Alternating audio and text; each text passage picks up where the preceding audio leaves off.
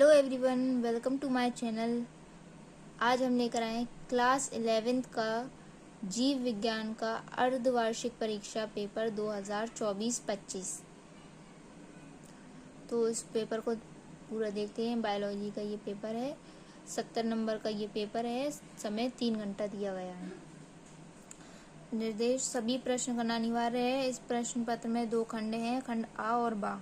तो खंड आ को देखते हैं। खंड आ, बहुविकल्पीय प्रश्न। खंड का में आएंगे बहुविकल्पीय प्रश्न। पहला प्रश्न है, निम्नलिखित में से सही विकल्प चुनकर अपनी उत्तर पुस्तिका में लिखिए। सभी क्वेश्चंस के नंबर उनके सामने दिए गए हैं। तो पहला क्वेश्चन है, कवकाश तथा शैवालाश किसमें पाया जाता है? ऑप्शन: माइक्रोवाइजा में, लाइकेन में, वायरोइड में, मोनेरा में। ये आपको देख लेना है। दूसरा क्वेश्चन दिया है, वर्ग की आधारभूत इकाई वर्ग, जाति, कुल, संघ। और तीसरा क्वेश्चन है, मोनेरा जगत का सदस्य है।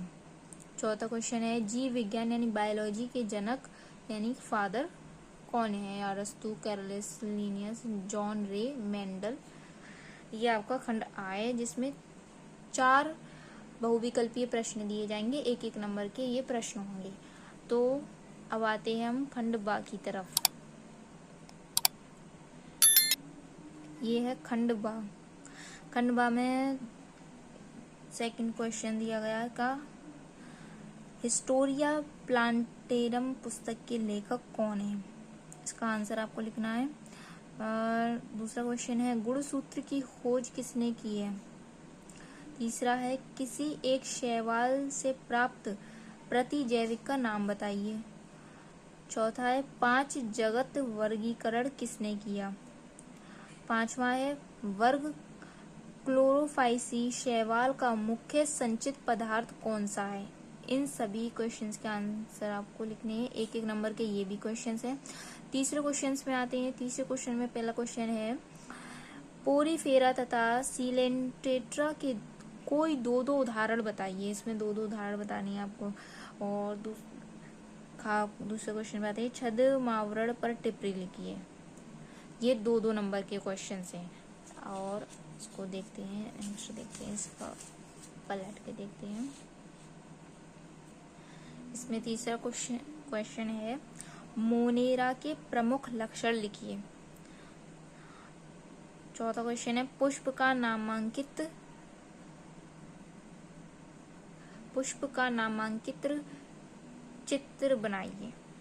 इसमें चित्र बनाना है आपको। 5वां क्वेश्चन है, शिरा विन्यास पर टिप्पणी लिखिए। शिरा विन्यास पर 2-2 नंबर के ये क्वेश्चन है। अब आते हैं चौथे नंबर पे। चौथे नंबर पहला क्वेश्चन है, मास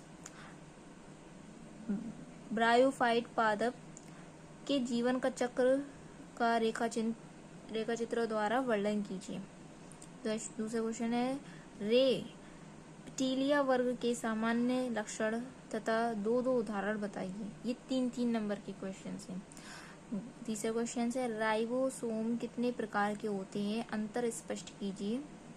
चौथा क्वेश्चन है, एक बीजपत्री मूल की आंतरिक संरचना का वर्णन कीजिए। अब आते हैं 5वें नंबर क्वेश्चन पे। अगर आपने अभी तक चैनल को सब्सक्राइब नहीं किया है तो सब्सक्राइब कर लें।